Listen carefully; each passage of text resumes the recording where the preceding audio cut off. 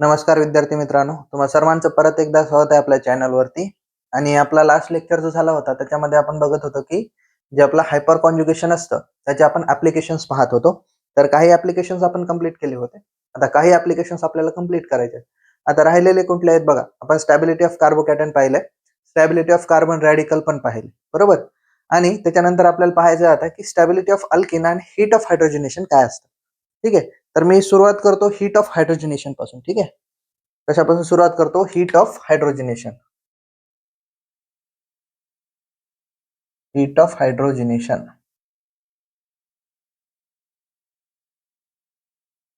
आता what is heat of hydrogenation? बघा, नावातच आहे hydrogenation. Hydrogenation means addition of H2 molecule. काय? Addition of H2 molecule. For example, माझ्याकडे एक अल्किन आहे CH2 double bond CH2.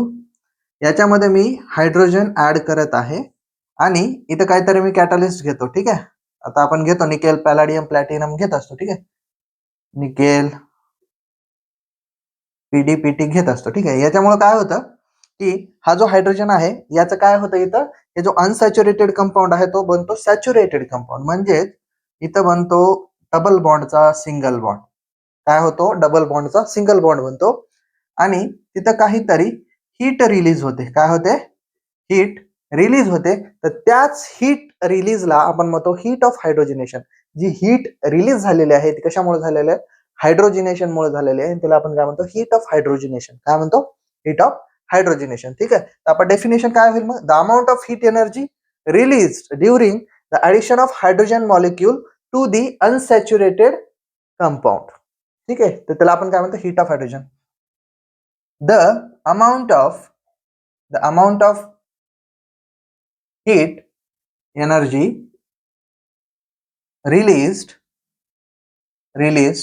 during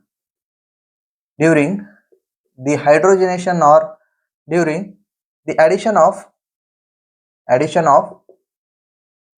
hydrogen to the unsaturated compound is known as heat of hydrogenation. HOF आपण short form मध्ये. ठीक आहे, त्याला काय म्हणतो आपण? Heat of hydrogenation. आता हीट ऑफ हायड्रोजनेशन आणि अल्किन म्हणजे आपण काय पाहत होतो की स्टॅबिलिटी ऑफ अल्किन, त्याच्यात काय रिलेशन आहे. ठीक आहे, आता हे स्टॅबिलिटी सांगतं. फॉर एक्झाम्पल, मी जर असं म्हणत आहे की आता फॉर एक्झाम्पल माझ्याकडे आता वेगवेगळ्या प्रकारचे अल्किन्स प्रेझेंट आहेत, बरोबर. आता ही झाली एक अनसबस्टिट्युटेड अल्किन झाली. कुठे इथं काहीतरी एक मिथाइल ग्रुप प्रेझेंट असेल, काही ठिकाणी इथं पण मिथाइल असेल, इथं पण मिथाइल असेल, बरोबर आहे. म्हणजे अल्किन आणि एक सबस्टिट्युटेड अल्किन. ठीक आहे, आता टाइप्स आहेत अल्किनचे, ते बघू आपण. त्याच्यामध्ये कशी एनर्जी हीट एनर्जी रिलीज होते ते पाहूया. बघा, फॉर एक्झाम्पल माझ्याकडे आता सगळ्यात कमी जी आहे म्हणजेच तिला आपण म्हणतो CH2 डबल बॉन्ड CH2, एक साधी आपली अल्किन. आता ही कशी आहे? अनसबस्टिट्युटेड आहे. कशी आहे? अनसबस्टिट्युटेड. याच्याकडे कुठलाही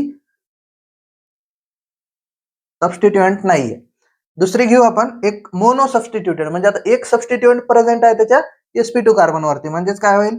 CH डबल बॉन्ड CH2, इथं कुठेतरी एक CH3 ग्रुप असेल. ठीक आहे, आता ही कुठली झाली? एक मोनो सबस्टिट्युटेड झाली. Mono substituted. Mono means one, म्हणजे एक सबस्टिट्युएंट प्रेझेंट आहे. त्याच्यानंतर आपले इथे डाय सबस्टिट्युटेड. कुठले येते? डाय. आता डाय सबस्टिट्युटेड आहे त्याच्यात दोन प्रकार येऊ शकतात. आता बघा, डाय मीन्स दोन. आता दोन मिथाइल ग्रुप प्रेझेंट आहेत, एक इथं असू शकतो, एक इथं असू शकतो. नाही तर एक ऑप्शन आणखी उरतं, दोन्हीही मिथाइल ग्रुप याच कार्बन वरती प्रेझेंट असावेत. ठीक आहे, आता ते दोन पाहूया. बघा, इथं काय येईल? C डबल बॉन्ड CH2 आणि हे जे मिथाइल ग्रुप्स प्रेझेंट आहेत ते एकाच कार्बन वरती प्रेझेंट असतील. ठीक आहे, आता ह्याला काय म्हणतो आपण? 1,1 डाय सबस्टिट्यूट. 1, मीन्स 1, दोन्हीही जे ग्रुप्स प्रेझेंट आहेत ते पहिल्याच कार्बनवर प्रेझेंट आहेत. ठीक आहे, डाय सबस्टिट्युटेड. त्याच्यानंतर दुसरं बघा, आता हे एक झालं. दुसरं CH डबल बॉन्ड CH आणि इकडे या साईडला CH3.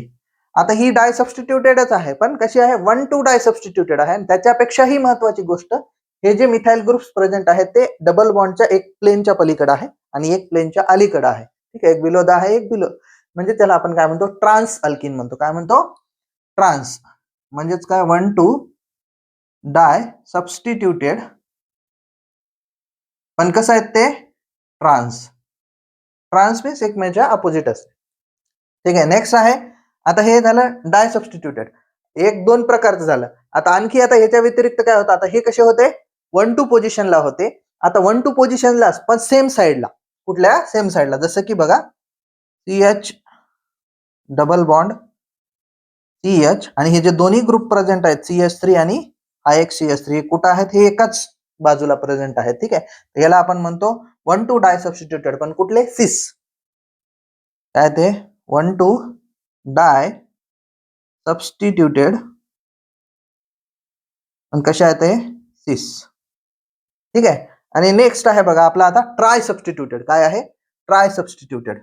आता 3 प्रेझेंट असतील, आता कुठं जरी ठेवला तर सेमच येणार आहे, बरोबर, CH3, आणि या ठिकाणी 2 CH3 ग्रुप्स प्रेझेंट आहेत. हा कसा झाला, ट्राय सबस्टिट्यूटेड.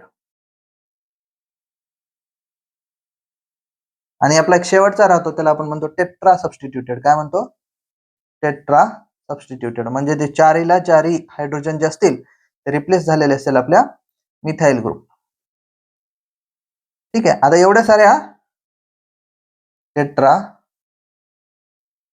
सबस्टिट्यूटेड, आता एवढ्या सारे आपण अल्किन घेतलेले आहेत, right.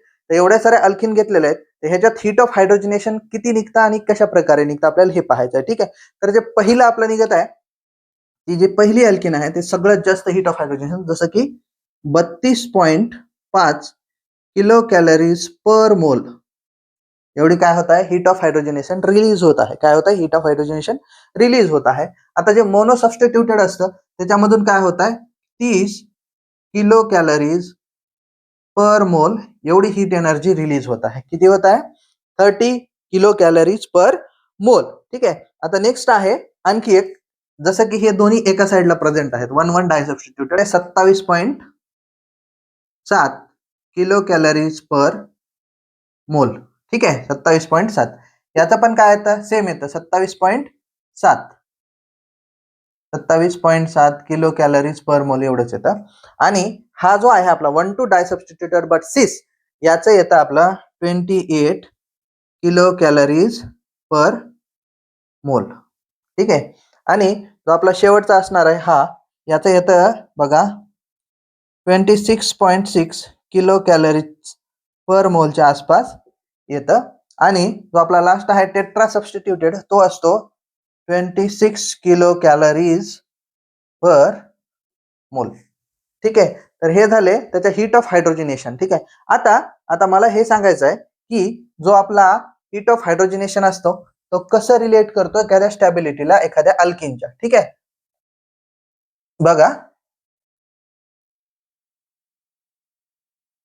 Stability of alkene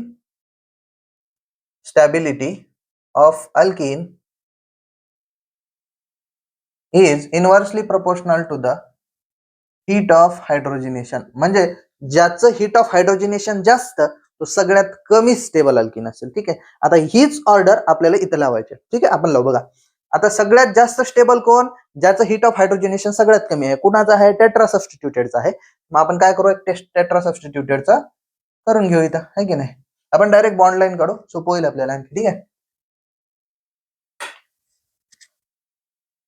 tetra substituted सगळ्यात जास्त स्टेबल. त्याच्यानंतर कुठला येतो आपला, बघा, एक ट्राय सबस्टिट्यूटेड येतो. त्याच्यानंतर आपला येतो कोणता, डाय सबस्टिट्यूटेड, पण हे दोघं कसे येतात, इक्वलच येतात जवळपास. ठीक आहे,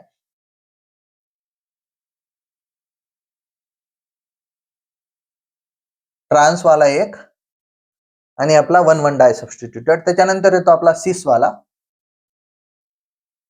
आणि शेवटी येतो आपला मोनो सबस्टिट्यूटेड, आणि सगळ्यात शेवटी असतो आपला एक प्लेन अल्किन, ज्याच्यावर फक्त आणि फक्त कोण असेल, हायड्रोजन्स प्रेझेंट असतील. तर ही झाली स्टॅबिलिटीची ऑर्डर.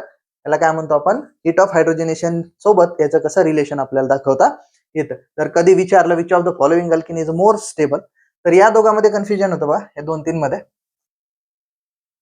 या तिन्हीला तिन्ही जे आहेत कशा आहेत, या एक डाय सबस्टिट्यूटेड आहेत. तर डाय सबस्टिट्यूटेड मध्ये जर कन्फ्युजन असेल तर सिस ही कमी स्टेबल असते, ट्रान्स ही जास्त स्टेबल असते, आणि 1-1 ही पण कशी असते, ट्रान्सच्या सोबतच त्यांची स्टेबिलिटी कशी असते, इक्वल असते. ठीक आहे.